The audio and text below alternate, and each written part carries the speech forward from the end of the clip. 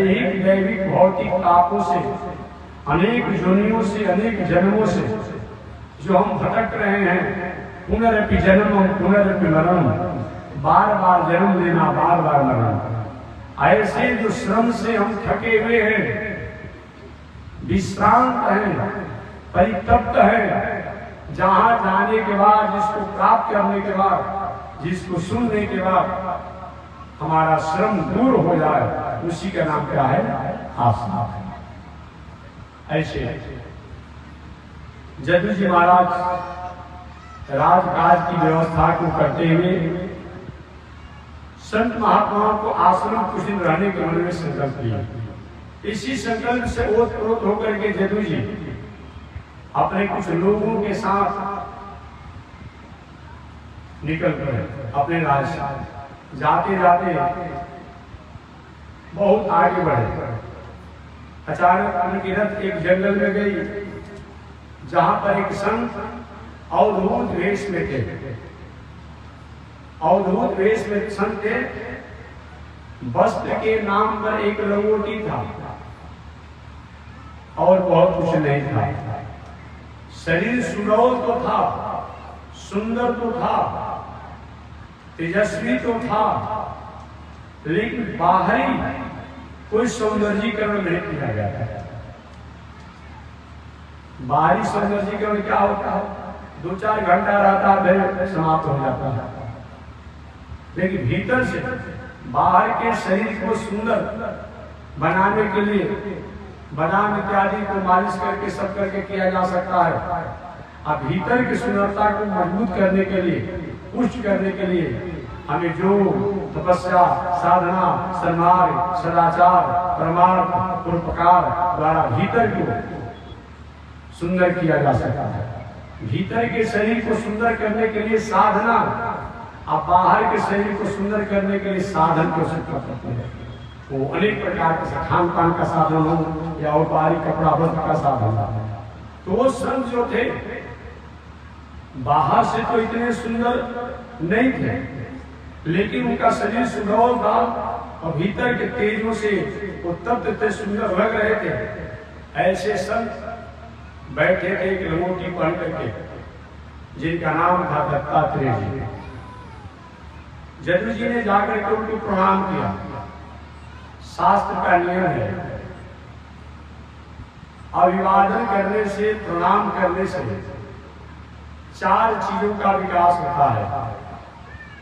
चत्वारि तस्य वर्धन्ते, 4 चीजों का विकास होता है। आयु, विद्या, यशो, बलम। अपने आदरणीय लोगों को, पूजनीय लोगों को, वंदनीय लोगों को अगर हम प्रणाम करते हैं तो 4 चीजों का विकास होता है। सबसे प्रथम आयु, आयु बढ़ता है। विद्या, विद्या प्रभावशाली होती है। जस और बल, ये 4 चीज आदरणीय लोगों को प्रणाम अभिवादन करने से बढ़ता है।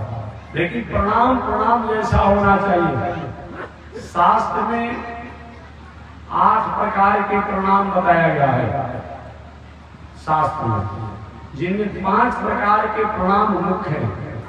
वो 5 प्रकार के प्रणाम में कौन है? एक प्रणाम तो मानसकार ने कहा कि भूतल परे लकुटकी नाई, एक प्रणाम है। भूतल परे लकुटकी नाई माने जैसे पृथ्वी पर लकुट माने छड़ी को सुला दिया जाता है, वैसे प्रणाम करना चाहिए। अर्थात जैसे डंडा को जमीन पर लिटा दिया जाता है, ये श्रेष्ठ प्रणाम है। जिसे हम बच्चों परंपरा में लोग कई मंदिर में जाते हैं तो करते हैं, ये श्रेष्ठ प्रणाम है। भूतल परे लकुटकी नाई। लेकिन ये प्रणाम हर जगह नहीं किया जाता है। अभी नहीं के रास्ते में आ रहे हो तो गाड़ी घोड़ा जा रहा हो, आप किसी संत महात्मा कहीं मंदिर देखे अशुद्ध को प्रणाम किया, के पीछे से गाड़ी आके घटना हो जाएगी तब। इसीलिए देख करके प्रणाम करना। कितने लोग प्रणाम करते मंदिर में, इतने धड़ाम से जमीन पे गिरते कि नाक में दांत में चोट लग जाता है। ऐसा नहीं होना चाहिए। जो इनको हमारे वैदिक परंपरा में वैदिक योग संग्रह के माध्यम में अष्टांग प्रणाम कहा जाता है। या षष्ठांग कहा जाता है।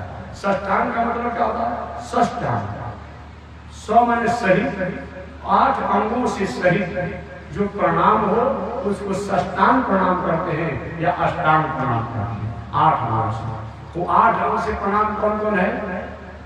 उर्सा, ये छाती जो है जमीन में स्पर्श करना चाहिए। शीर्षा, सिर जो है जमीन में स्पर्श करना चाहिए। उर्सा शीर्षा, वाचा, वाणी द्वारा ओम हो, जय श्रीमन नारायण हो, नारायण हो, जय श्री कृष्ण हो, जय श्री राम हो, माने भगवान के नामों को या भगवान के शब्दों को नामों को उच्चारण करते प्रणाम करना। उर्सा शीर्षा वाचा, पदभ्याम, पैर भी पीछे की तरफ जाना चाहिए। कराभ्याम, हाथ भी आगे जाना चाहिए। जानुभ्याम, जंघा जमीन में सटना चाहिए। आंखों से देखना चाहिए, मन भी शांत हो जाना चाहिए। अब कितने लोग प्रणाम करते कहीं मंदिर में जाते हैं तो मंदिर में जाने पर क्या करता है? आंख बंद कर, अरे 1-1 मिनट का टाइम है और आप वही फोन कर लेंगे, क्या देखेंगे? नहीं, जब मंदिर में या संत के यहाँ जाइए तो छवि को देख के लिए बाद में कभी छवि को ध्यान करना होगा, कैसे हम करेंगे? कितने उसी समय आंख बंद कर लेता है, ऐसा नहीं होता है। कितने को प्रणाम कर सकते, कान पकड़ता है, ये प्रणाम करने का कोई मतलब नहीं होता है। 8 अंगों से प्रणाम करना चाहिए, ये बताया गया है। इसलिए ये 8 अंग सबसे श्रेष्ठ प्रणाम है। परंतु अगर कोई डांड का रोगी आदमी हो, कमर का रोगी आदमी हो, ठेहुन का रोगी आदमी हो, सिर का रोगी आदमी हो, हाथ का रोगी आदमी हो, पैर का रोगी आदमी हो, उसको ऐसा प्रणाम नहीं करना चाहिए। उसको प्रणाम कैसे करना चाहिए? करम प्रणाम जोड़ जुड़ पानी, सिर झुका करके हाथ जोड़ करके और प्रणाम करना चाहिए। करम सिया राम मैं सब जग जानी, आ करम प्रणाम जोड़ जुगे पानी। जोड़ जुग माने दोनों हाथों को जोड़ करके, जोड़ माने दोनों हाथों को जोड़ करके, जुग हाथों को जोड़ कर प्रणाम करना एक शास्त्र में है। तो प्रथम प्रणाम 2 है, अष्टांग, लेकिन वो स्वस्थ अवस्था में मंदिर में हर जगह नहीं हो प्रणाम करना चाहिए, जो भूतल पर या षष्ठांग कहते हैं। एक हो गया, एक प्रणाम हमारी माताएं करती है, काली जी के मंदिर में जाते करके माताएं, यही क्या होता है? एक पंचांग प्रणाम करती है। माताओं को कभी भी जयकारी इत्यादि में हाथ नहीं उठाना चाहिए। जिस करके कुछ लोग जयकारी बोलवाते तो 16 हाथ उठाते हैं, ठीक है, पुरुष वह उठाए अच्छी बात है, लेकिन माताओं को हाथ नहीं उठाना चाहिए। जब जब भी माताओं ने अपने हाथों को उठाया, बालों को बिखेर करके रखा, कहीं न कहीं कुछ न कुछ उपद्रव। द्रौपदी ने बालों को बिखेरा, क्या हुआ? सीता जी के बालों को बिखेरा, ब्रिटिश रावण ले जाते समय क्या हुआ? द्रौपदी ने अपने हाथों को उठाया कि रक्षा करे, बहुत बड़ा विषम परिस्थिति आई। सीता ने अपनी रक्षा के लिए हाथों को उठाया, विषम परिस्थिति आई। तो माताओं को हाथ उठाकर जयकारी नहीं बोलना चाहिए। उनको बहुत हो तो हाथ अपने आप या हाथ जोड़ ले, कोई जयकारी हो, पुरुष पर हाथ उठाते अच्छी बात है, ये बताया गया है। तो माताओं को पंचांग प्रणाम बताया गया है। 5 अंगों से काली जी के मंदिर में माताएं प्रणाम करती है, जैसे 5 अंगों से वैसे प्रणाम करने को बताया गया है। अब जो माताएं पुरानी होगी, जानती होगी कि सिर को, ठेहुन को मोड़ लेती है, सिर को झुका करके हाथ जोड़ करके जो प्रणाम करती है, या दूसरी भाषा में कह दे तो मौलाना लोग जो प्रणाम करते हैं, जो अदा करते समय अपने पूजा स्थानों में, उसी को पंचांग है। पंचांग प्रणाम 5 अंगों से प्रणाम करना, ये सब प्रणाम बताया गया है। इसके बाद एक प्रणाम और है, मन में सुमिरन की सिला। हनुमान जी महाराज ने प्रणाम क्या किया? मन में। अब रास्ते में आप जा रहे हैं, असक्त अवस्था में, बेड पर पड़े हुए, हाथ नहीं चल रहा, पैर नहीं चल रहा है, कोई शरीर काम नहीं कर रहा है, कोई संत महात्मा, कोई मंदिर, कोई ऐसा है, तो मन ही मन अपने आप को नेत्रों से देख करके प्रणाम कर ले, तो मन में स्मरण की निश्चित हनुमान जी महाराज जब सीता जी का पता लगाने के लिए जब चले तो मन में श्री राम का दर्शन स्मरण करके, ध्यान करके, प्रणाम करके और सुमिरन करके चल दिया। ये भी शास्त्रों में प्रणाम बताया गया है और अनेक प्रकार के प्रणाम शास्त्रों में बताया गया है, लेकिन इन प्रणामों को विशेष महत्व दिया गया है। आज का तो कुछ लोग, मैं हमेशा कहता हूँ नया में न जाने क्या उसका होता है, किसी को प्रणाम बाय बाय हाय हाय करता कर रहा है। ये क्या मतलब होता है? बाय बाय माने क्या होगा भाई? हाय हाय करता है, बाय बाय करता है, ऐसे कहाँ फिराता है, इसका मतलब क्या होता है? हमारे यहाँ प्रणाम करने में भी स्नेह झलकता था, इसीलिए प्रणाम करने से 4 चीजों का विकास होता है। चत्वारि कस्य वर्धन्ते, 4 चीज बढ़ता है, आयु, विद्या, जस और बल। आप आधुनिक युग का जो प्रणाम होता है इससे क्या होता है ये तो आप तय करेंगे। देखते होंगे कभी कभी हमारी माता जी बूढ़ी माताओं को नई माताएं को प्रणाम करती थी। पहले के जमाने क्या करते हम तो अभी इसमें तो नहीं देखते कि पहले जब करती तो बूढ़ी माताएं क्या क्या आशीर्वाद जाता तो नहीं है, दूध से नहाओ तो दूध से भरो तो क्या करो तो क्या करो, माने इतना खांसी भरा आशीर्वाद देता, लेकिन बहुत आशीर्वाद देता है। आज एक प्रणाम करने से क्या उसका आशीर्वाद मिलता है? तो प्रणाम करने से आयु, विद्या, जस, प्रकृति की प्राप्ति होती, बल की प्राप्ति होती है। ऐसा समझ करके जदू जी महाराज ने दत्तात्रेय जी को प्रणाम किया। प्रणाम करने पर दत्तात्रेय जी ने भगवान की मंगल कामना, संत महात्मा जो होते हैं भगवान की मंगल कामना करते हैं। आगे जदू जी महाराज ने दत्तात्रेय से पूछा, ऋषिवर शरीर को देखने के बाद मालूम पड़ता है कि आप बहुत बड़े भोगी आदमी हैं, हट्टा कट्टा सुंदर शरीर है, भोजन कौन ला कर देता है, कहाँ से आता है, इतना सुंदर शरीर पाले हैं, हम लोग जैसा संत होता तो नाराज हो जाता है, कैसा बिल्कुल है। दत्तात्रेय जी पर कोई प्रभाव नहीं पड़ा। आगे जदू जी ने महाराज आप ये कहेंगे कि आप साधु बने, देखने में कुछ पता नहीं चल रहा है, लेकिन सारी दुनिया के वैभव आप ही के पास है, देखने में पता नहीं चल रहा है, लेकिन सब शांति आप ही के पास है। आप ये नहीं कहेंगे हम साधु बने हैं, आप साधु क्यों बने, हम कहेंगे साधु बने। आप ये कहेंगे साधु बनने का तरीका सीखा है, आपने कहां से तरीका सीखा है बताइए। दत्तात्रेय जी मुस्कुराए और मुस्कुराने के बाद कि जदू जो तुमने प्रश्न किया है ये प्रश्न तुम्हारा नहीं है, ये प्रश्न संसार का है। जैसे आज तुम राजा बने हो, मैं भी एक समय चक्रवर्ती सम्राट था। दत्तात्रेय मैं चक्रवर्ती सम्राट था, सार्वभौम राजा था, मेरे 100 पुत्र थे। दत्तात्रेय जी के 100 पुत्र थे, मेरे 100 पुत्र थे। उन 100 पुत्रों में 91 पुत्र कर्मकांड के प्रचारक बन गए, 9 पुत्र 9 जोगेश्वर बन गए, बाकी शेष 9 पुत्र 9 खंड के मालिक बन गए और एक पुत्र भरत मूल गति के अधिकारी बने।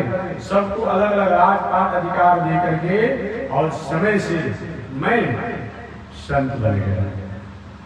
ये देखिए अभी कल ही अपरसों से किसी महानुभाव ने कहा था कि महाराज जी गृहस्थ आश्रम श्रेष्ठ आश्रम, गृहस्थ से तो संन्यास होना चाहिए।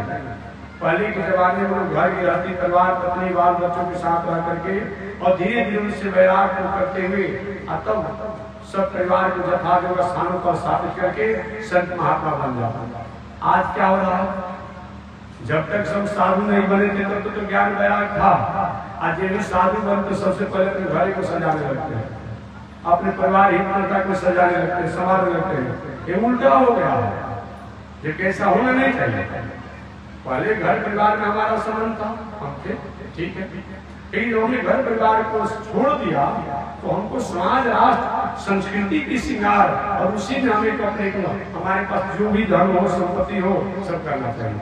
तो रुपया पैसा हो जाए, परमार्थ कीजिए, स्कूल, अस्पताल, अनाथालय, गौशाला, मठ मंदिर चलाइए, गरीब लड़कों को पढ़ाइए, कन्याओं का विवाह कीजिए, ये होना चाहिए। लेकिन सब उल्टा होता है। दत्तात्रेय जी ने कहा, जरूर मैं पहले राजा था और सब कुछ होने के बाद आज मैं प्रबंध बनकर के यहाँ बैठा हूँ। कोई भोजन दे देता है, ठीक है, कोई नहीं देता है, करे बाबा बहुत बड़ा भूमि है, ये बताइए कि काम नहीं करता, पेट पाले के बैठा है, मुस्कुरा कर रह जाते हैं कि कभी न कभी हमारे द्वारा किसी को अपमान किया गया है, इसका प्रणाम है, याद हमें अपमान हुआ। कोई माला लगाता है, मैं बहुत हर्षित नहीं होता हूँ, कोई एक रोटी धूल भी फेंक देता है तो उसको बहुत बड़ा साफ नहीं देता है। अरे महाराज ये आपने धूल कहाँ से सीखा? जल्दी ने पूछा। ऐसे आपने अपने में गंभीरता, सहनशीलता सीखा कहाँ से? दत्तात्रेय जी ने कहा कि जरूर मैं दुनिया में घूम घूम कर और 24 लोगों को अपना गुरु बनाया और उन्हीं द्वारा मैंने इन गुणों को सीखा। जदू जी के ऋषि ईश्वर हो गया, क्षमा कीजिए। आपने 24 लोगों को गुरु बनाया, क्या एक गुरु से आप काम नहीं कर सकते थे? क्या 2 गुरु से काम नहीं कर सकते थे? आखिर आपने 24 गुरु बनाया क्या?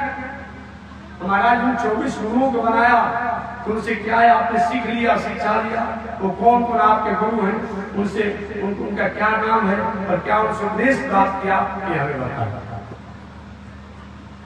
आजकल तो एक गुरु बनाते हैं लोग, तो रोज कहते महाराज जी बन तो गए, लेकिन ये बता दे क्या क्या खाना है। अरे क्या क्या खाना है? क्या अपने ही जानते क्या क्या खाना है, क्या नहीं खाना है? ये हमसे पूछेंगे। जो भी सात्विक भोजन हो करिए, सात्विक व्यवहार करिए, सात्विक आचरण करिए, कुछ नहीं कहने का है, पूछने की जरूरत है नहीं? जरूरत। इसीलिए धर्म क्या है, अधर्म क्या है, नीति क्या है, अनीति क्या है, न्याय क्या है, अन्याय क्या है, ये पूछने की जरूरत नहीं है। हम सब लोग जानते हैं जिस काम को करने से पहले, करते समय और करने के बाद भीतर हृदय में हमें आनंद की अनुभूति होती हो, हमें प्रेरणा प्राप्त होता हो, हमें उत्साह प्राप्त होती हो, अगर बाधा आ भी जाएगी तो बात नहीं, इसका मतलब धर्म है।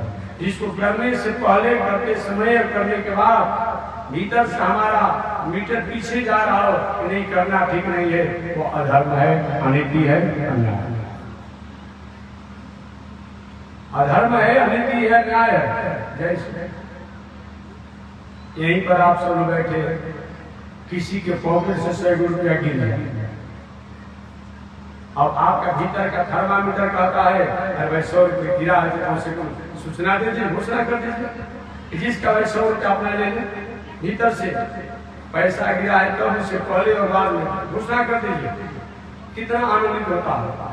अब वही 100 रुपया गिरा, आप धीरे से उठाकर पॉकेट में धर लगिए, भीतर से कहता है भाई भले आदमी, यहाँ भी यही कर रहे हो, यही कर रहे हो, ये करना ठीक नहीं है। भले भीतर से आत्मा कहती है लेकिन हम गलती काम कर देते हैं। जिसको करने से पहले, करते समय, करने के बाद हमें निगेटिव संकेत प्राप्त होते हैं, वो अनीति अनाय अधर्म है। जिनको करने से पहले, करते समय हमें पॉजिटिव संकेत प्राप्त होते हो, वो धर्म है, न्याय है, नीति है। बस सीधी सी बात है। बाकी तो और धर्म की परिभाषा आप जानते हैं, मंदिर में जाना धर्म है, यज्ञ करना धर्म है, तीर्थव्रत करना धर्म है, पूजा करना धर्म है, स्कूल, अस्पताल, अनाथालय बनाना धर्म है, गौशाला बनाना धर्म है, मठ मंदिर चलाना रखना भी धर्म है। अनेक प्रकार के धर्म बताए गए हैं। मैंने सीधी सीधी बात ये है धर्म की व्याख्या, जिस व्यवहार से, जिस कर्म से समाज का, राष्ट्र का, प्राणियों का, प्रकृति का हित होता हो, मंगल होता हो, कल्याण होता हो, उसका नाम धर्म है। धर्म आत्मन प्रतिकूलानि परेशान न समाचरे। जिस व्यवहार जिस आचरण को करने से हमारे लिए प्रतिकूलता हो रही हो वह दूसरे के साथ न करे, वह दूसरे के साथ न करे। आपको कोई व्यक्ति धोखा दे देता है, रात दिन उसको पूछते रहते हैं, साथ देने बहुत बड़ा बेईमान आती है, हमको धोखा दे दिया, हमको चूना लगा दिया। आप दूसरे को चूना मत लगाइए, इसका नाम धर्म है। आपकी बेटी बहू की मर्यादा पर कोई खिलवाड़ कर रहा हो कोई, तो आप नाराज हो जाते हैं कि हमारे बेटी बहू की प्रतिष्ठा से खिलवाड़ कर रहा है। आप दूसरे की बेटी बहू की प्रतिष्ठा से खिलवाड़ न करें, इसका नाम क्या है? धर्म। आत्मा प्रतिकूलानि परेशान न समाचरे। जिस व्यवहार आचरण से आपके लिए अहित हो रहा हो तो दूसरे के साथ में न करें, इसी का नाम धर्म। और भी धर्म की व्याख्या बहुत बताई गई। दत्तात्रेय जी ने जदू से कहा कि जदू, मैंने 24 लोगों को अपना गुरु बनाया और उनके द्वारा जो मैं सीख प्राप्त हुआ, उपदेश प्राप्त हुआ, उसी से मैंने अपना आत्म कल्याण किया। जदू जी महाराज का ईश्वर, आपने 25 लोगों को कौन को गुरु बनाया, उनसे क्या शिक्षा प्राप्त किया? दत्तात्रेय ने कहा, बस तो मेरे गुरु तो एक ही हैं, मेरे गुरु तो एक ही हैं, लेकिन और लोगों से मैंने गुणों को सीखा, और गुणों को जब सीखा तो उनको भी अपने गुरु के समान ही आदरणीय सूची में मैंने रख लिया। गुरु तो एक ही होता है। कभी तो लोग पूछते हैं कि महात्मा जी, अगर गांव में पूर्ण गुरु से अगर मैं गुरु खो गया हूँ तो क्या संत महात्मा वैष्णव द्वारा गुरु होना चाहिए कि नहीं? अगर आप पहला दूसरा तीसरा 5वां क्लास पढ़ लिए हैं, इच्छा है कहीं आईटी के पढ़ने के पढ़े तो दोष हो जाएगा। घर के गुरु पुरोहित जो है तो रहना ही चाहिए भाई, हमेशा घर के काम करते रहेंगे। पुरोहिती कर्म गुरु कर्म का विवाह शादी में आना जाना सब, लेकिन ये संसार वाले गुरु जो है, एक घर वाले गुरु जो है, हमारे घर के व्यवहार और समझ के गुरु हैं। आए संत महात्मा वैष्णव गुरु जो हैं, हमारे आत्मा के गुरु हैं। संसार के व्यवहारिक मंगल कर्मों को मंगल करने के लिए इन ग्रामीण और देहात में रहने वाले जो संसारिक गुरुओं की आवश्यकता है, लेकिन जो आत्मा है, इस आत्मा के उद्धार के लिए हमें गुरु की आवश्यकता है। उन गुरु को तो हमें अलग से करना ही चाहिए। केवल हम नहीं, भगवान श्री राम की बात सुनिए। एक बात और, गुरु को हमेशा योग्यता के अनुसार परिवर्तन किया जा सकता है, बदला जा सकता है, लेकिन पुरोहित को जो है अगर संभव हो तो जल्दी नहीं बदलना चाहिए। अगर पुरोहित कहीं उनका उठन बैठन खान पान कहीं बिगड़ ही गया है तो बदलना ही पड़ेगा। अगर बाकी संस्कार सदाचार आचरण रहन सहन उठन बैठन ठीक हो तो पुरोहित को जल्दी नहीं बदलना चाहिए। लेकिन गुरु को योग्यता के अनुसार जैसा स्टेटस उसका उसके अनुसार बदल सकते हैं तो कोई आपत्ति नहीं है। आप पूछ सकते हैं क्या महात्मा जी आपके पास कोई प्रमाण है? इस प्रमाण के तहत आप कहते हैं मेरे पास कभी किसी चीज का प्रमाण नहीं है। शास्त्र के प्रमाण जो है उसको मैं आपको याद दिलाऊंगा। दशरथ जी महाराज के आज के पुरोहित काम करने वाले कौन है? वशिष्ठ ऋषि है। और दशरथ जी के वशिष्ठ ऋषि, राम जी के वशिष्ठ ऋषि, लव कुश के वशिष्ठ ऋषि। पुरोहित 4 पीढ़ी से देखा जा रहा है कि है। आगुन देखिए, आज के वामदेव जी, आज के वामदेव जी है, ये वामदेव को निर्माण। इधर राम जी के विश्वामित्र जी, और लव कुश के वाल्मीकि जी। लव कुश के वाल्मीकि पुरोहित नहीं बदलना चाहिए। गुरु को आत्मा का उद्धार करना है, आत्मा का कल्याण करना हो, ये देखते हुए समय से विचार करते हुए तो उसको बदल भी सकते हैं। दत्तात्रेय जी ने कहा जरूर लोगों गुरु बनाया, लेकिन उन 24 लोगों में एक ही मेरे आत्मा के गुरु हैं, बाकी शेष जो गुरु हैं उन शेष गुरुओं द्वारा मैंने गुण को स्वीकार किया और गुण को स्वीकार करके ही मैंने गुरु की कैटेगरी में रख दिया। शास्त्र का ऐसा कथन है कि एक अक्षरम पदाचार, एक अक्षर भी अगर जिसे आपने जाना है, पढ़ा है, वो भी गुरु के समान आदरणीय है, गुरु के समान आदरणीय है। गुरु का अर्थ क्या होता है? गुरु का मतलब क्या होता है? गुरु किसे कहा जाता है? गुरु में 2 अक्षर है, गुरु में 2 अक्षर है और 2 अक्षर जो है वो गुरु में, तो गुरु जो है गरहु शब्द से बनता है। गुरु क्या है? गरहु शब्द से बनता है। गरहु माने भारी, वजनदार। कैसे में गुरु जी मोटा ताजा हाथ काटा हो 2 कुंटल के तो नहीं बनाना चाहिए, नहीं। माने जिसका आचरण, जिसका संस्कार, जिसकी मौलिकता, जिसकी नैतिकता जो समाज के लोगों पर भारी पड़ता हो, बड़ा हो, ऊंच हो, उज्जवल हो, वही गुरु बन सकता है, वही गुरु की पहचान है। देहात की भाषा में हम लोग गुरु शब्दों को परिभाषित करते हैं तो कहते हैं कि गु शब्द अंधकार सूचक वाचक, रू शब्द निरोध, जो अंधकार से प्रकाश में ले जाए, जो अज्ञान से ज्ञान की तरफ हमें प्रेरणा दे, उनका नाम क्या है? गुरु।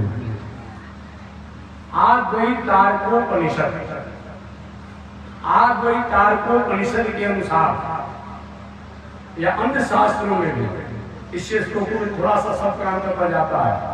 गुरु शब्द की परिभाषा अलग बताई गई है। उपनिषद के अनुसार, आद्वैतार्कोपनिषद के अनुसार, सीधम सत्य संप्रदाय स्थिर मनगम श्रोत्रियम ब्रह्मनिष्ठम सत्यवाचम समय नियतया साध मित्या समेतम दम्भाजितगण विषयम दीर्घ बंधुम दयालु। ये गुरु का लक्षण है। सबसे प्रथम सीधम, गुरु सिद्ध होना चाहिए। कैसा सिद्धि? तंत्र मंत्र का, जादू टोना का, किशमिश काजू बसाने वाले का, मिठाई मंगाने वाले का।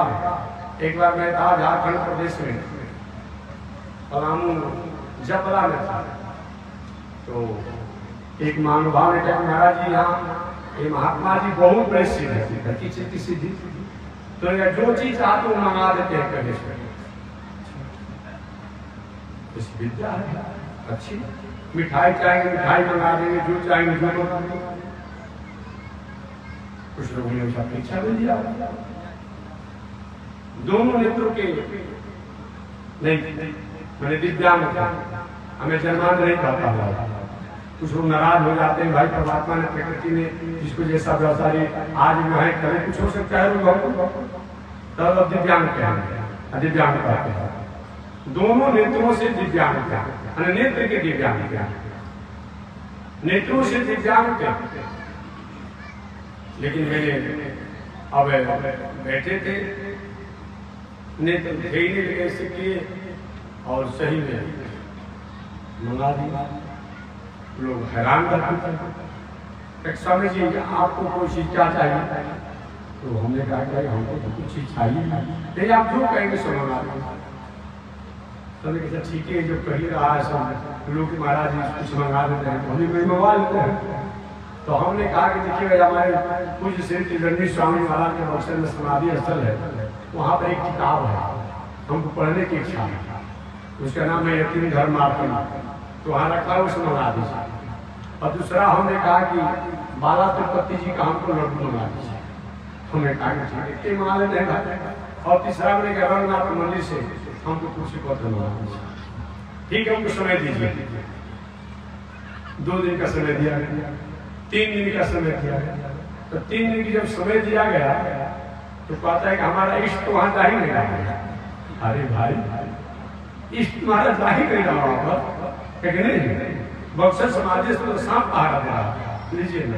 अब रात में हम लोग जा रहे सांप नहीं पहाड़ा था तो सांप पहाड़ा दे रहा, वहां तो जा ही नहीं रहा, पहाड़ को बड़ा तो पति। ऐसा इष्ट और ऐसा सिद्धि का क्या मतलब है? और 100 ग्राम किशमिश बरसाने के लिए साल भर तक रात भर झट करके और तपस्या साधना करता है। 100 ग्राम किशमिश बना दिया, तो कहीं से पेड़ा बना दिया, ये कौन सी सिद्धि भाई? उतना तो 100 घंटा मजदूरी करेंगे तो 300 या 500 मजदूरी मिलेगा, तो कम से कम 2-2.5 किलो पेड़ा मिल जाएगा। जो 100-200 ग्राम पेड़ा को तो मंगवाने के लिए साल भर 2 वर्ष 5 वर्ष तपस्या किया, तो पेड़ा कहीं मंगा दिया 100 ग्राम 200 ग्राम, और उतना अगर एक दिन 6 घंटा मजदूरी कर दिया जाएगा तो 2 किलो पेड़ा खरीद लिया जाएगा। अब बताओ 364 मिनट हमारा बच जाएगा और काम करने के लिए। ये क्या सिद्धि है? ये क्या सिद्धि है? याद रखिएगा, जो भी तंत्र मंत्र की ऐसी सिद्धि करने वाले हैं लोग, ये हमेशा मैं कहता हूँ और मैं नहीं कहता हूँ, ठीक है दुनिया में कुछ जादूगरी विद्या तो आप कर लीजिएगा, चमत्कारी विद्या कर लीजिएगा। अरे तो पहले हम लोग कॉलेज में पढ़ते थे, चाहे हाई स्कूल में, तो स्कूल हाई स्कूल कॉलेजों में भी जाकर आता था वो जादूगर। कभी आपने देखा होगा, रबड़ को सांप बनाता था, गर्दने उड़ा देता है, कपारे पर चाय बना देता है। आपने नहीं देखा है? बालुई का चीनी बना देता है, देखा है? हम लोग भी देखे थे। अब 5 मिनट बाद क्या करता है? मुंह से नोट की गड्डी निकाल देता है, मालूम पड़ता है उसके मुंह में तो नोट का अपने आप पे छापने वाला मशीन है। अब 5 मिनट के बाद बाबू 1 रुपया, बाबू 1 रुपया। अरे भले आदमी ये क्या कर रहे हो? ये साहब ये दिखाने के लिए केवल था, अपने काम के लिए नहीं था कि हम जितना रुपया दिखा दे निकाल दे सब हमारा काम रह जाएगा। ये विद्या का क्या मतलब होता है? ऐसे चमत्कारी जादुई विद्या से क्या होता है? ये चमत्कार एक कला है, एक जैसे कि नाट्य कला है।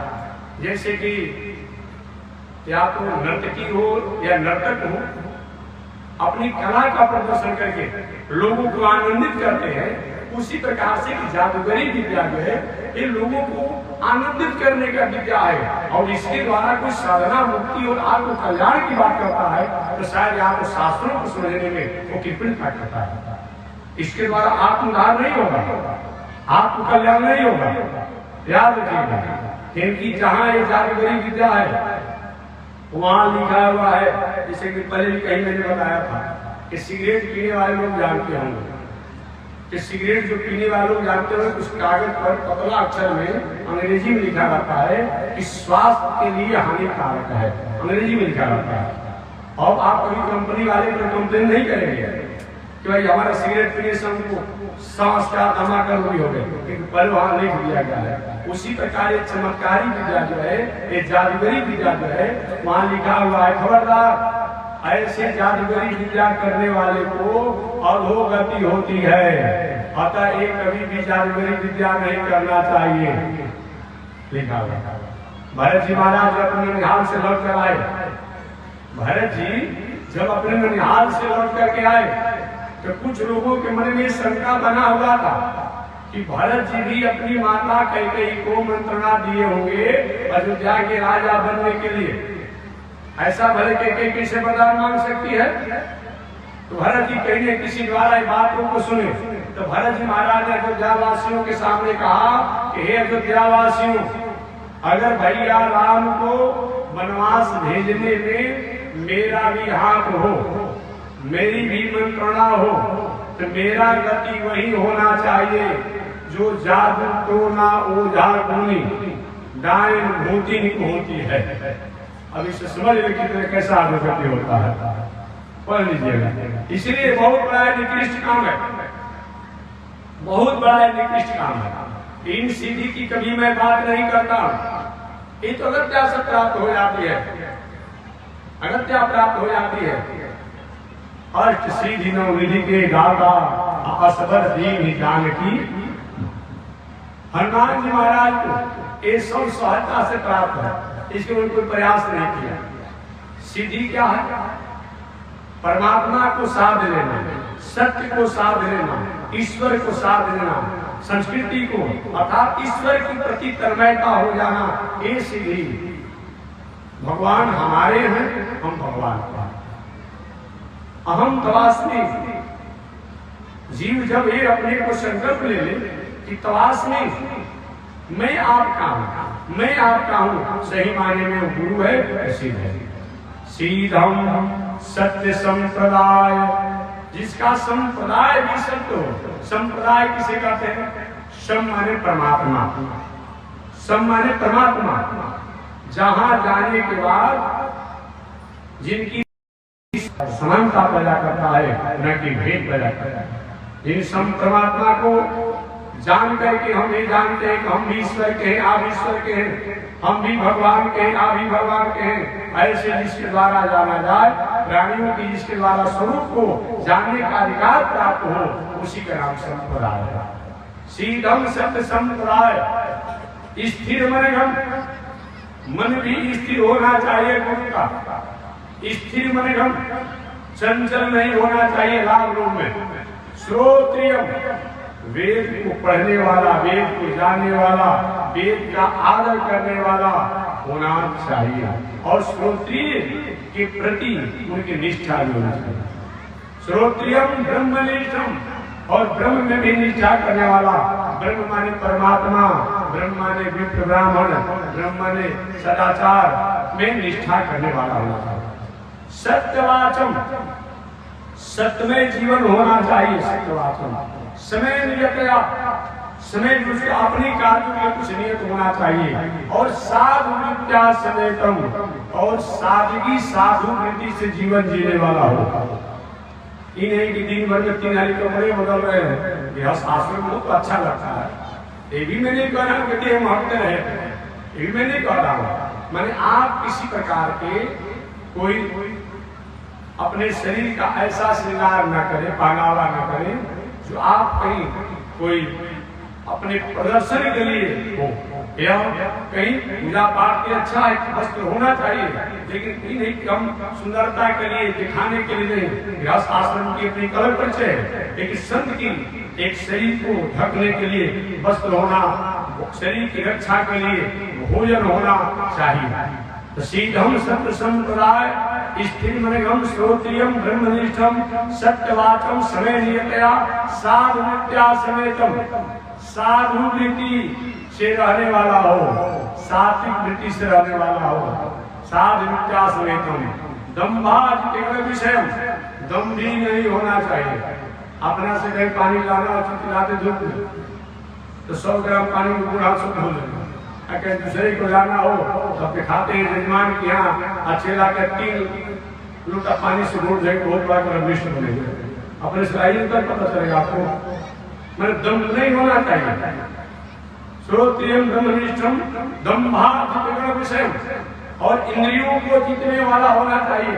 दम्भा विषय, दीर्घ बंधु दयालु, और दीर्घ बंधु अधिक से अधिक प्रेमी जन हो अपने आप में, और दयालु वृत्ति में रहने वाला हो, इत्यादि इन लक्षण से संपन्न जो हो उसी को गुरु कहा जाता है। श्री दत्तात्रेय जी महाराज ने कहा, चलो मैंने तो बस एक ही को गुरु बनाया आत्मा के स्वरूप को पहचानने के लिए, लेकिन कुछ तत्वों द्वारा, कुछ लोगों द्वारा, कुछ प्राणियों द्वारा जो हमारे जीवन में प्रेरणा प्राप्त हुआ, जो आनंद की अनुभूति हुआ, उनको भी मैंने अपने गुरु के लिस्ट में ही रख लिया। जदयू जी महाराज के महाराज तो 24 गुरु कौन बनाते हैं, जिनसे आपने गुरु को प्राप्त करके, प्रेरणा प्राप्त करके, और गुरु के लिस्ट में आपने रख लिया, उसको आप विस्तार से बताइए। तो दत्तात्रेय जी ने जदयू जी को कथा विस्तार से बताई, तो अपने 24 गुरुओं को इसकी कथा मैं अगले दिन बताऊंगा। आज इसी के साथ वाणी विराम। एक बार भगवान का नाम श्रीमन नारायण लक्ष्मी नारायण, श्रीमन लक्ष्मी नारायण, श्रीमन नारायण नारायण नारायण, श्रीमन नारायण नारायण। आग लगे आकाश में बरसन लगे अंगार हो, आकाश में बरसन लगे।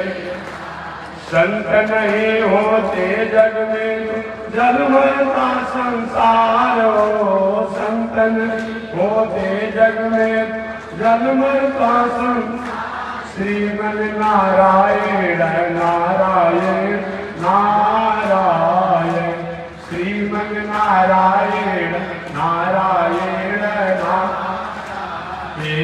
लक्ष्मी नारायण नारायण नारायण, लक्ष्मी नारायण नारायण।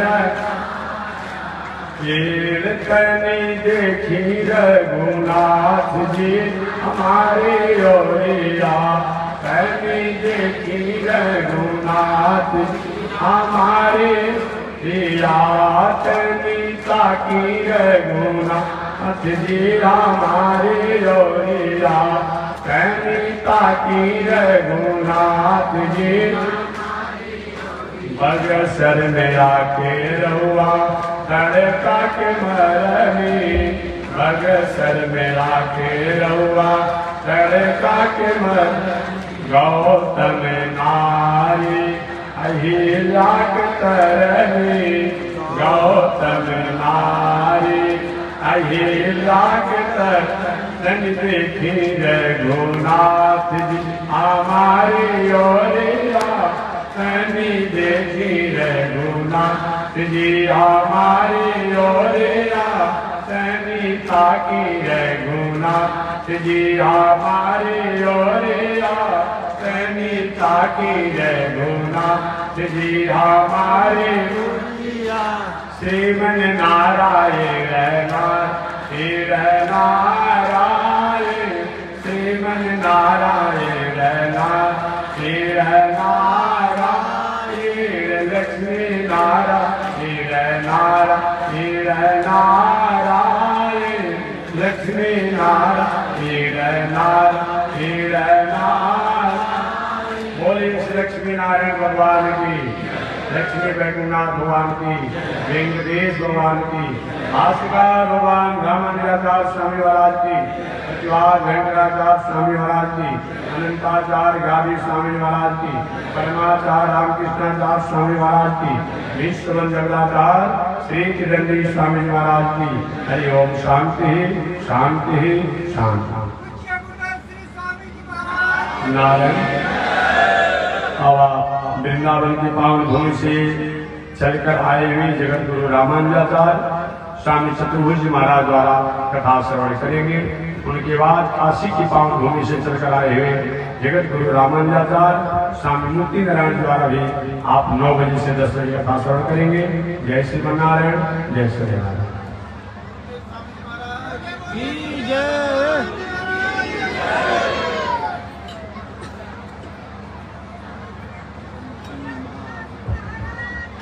ओम चंद्रमा मनसो जात चक्षु सूर्यो अजायत श्रोत्राद्वायुषकार समुखा जग्निरजायत श्रीसते लक्ष्मी शवन्या वहोरात्रि पार्श्वे नक्षत्राणि रूपमस्मिनो व्याप्तं वा विश्वैकाला मोमयि काण सर्वलोकं मयि काण कासायं यज्ञश्रोत्रं शुचिवपुषि तथा सोर्ध्वपुण्ड्रं च बाले यस्यास्ते दक्षस्ते कलितमतिगिरीन्द्रवज्रं त्रिदण्डं संसाराग्निप्रशान्ते मृतजलममलं दारुपात्रं पवित्रं श्रीविश्वक्सेन शौरे पदकमलयुगं श्रेयसे संश्रयामि।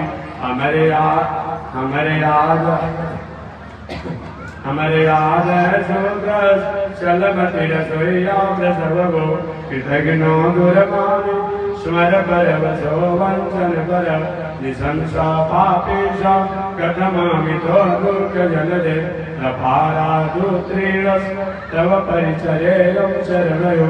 लक्ष्मी नारायण भगवान की, भास्कर भगवान रामानुजाचार्य स्वामी महाराज की, विश्ववंदन राजा श्री किरंदी स्वामी महाराज।